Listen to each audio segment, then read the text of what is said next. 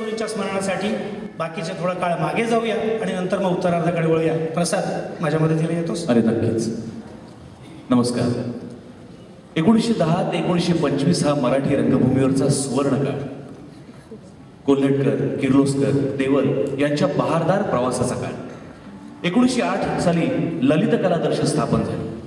तिकडे किर्लोस्कर कंपनीमधून बाहेर पडून नारायणराव राजहंसांनी स्वतःची वेगळी कंपनी सुरू केली. पुढे लोकमान्य टिळकांनी त्यांना बालगंधर्व अशी पदवी प्रदान केली. पुढे या दोन्ही संस्था आपापल्यातले मानापमान विसरून संयुक्त मानापमानासाठी एकत्र आल्या आणि त्यांनी खूप मोठा फंड उभारला. गोविंदराव टेंबे, भास्करबुवा बखले, केशवराव भोसले यासारख्या अनेक दिग्गजांनी रंगभूमीला तेव्हा तेज प्राप्त करून दिले. पुढे 1931 मध्ये मूकपटानंतर पहिला बोलपट आला, आलमारा, आणि पाठोपाठ अयोध्येचा राजा.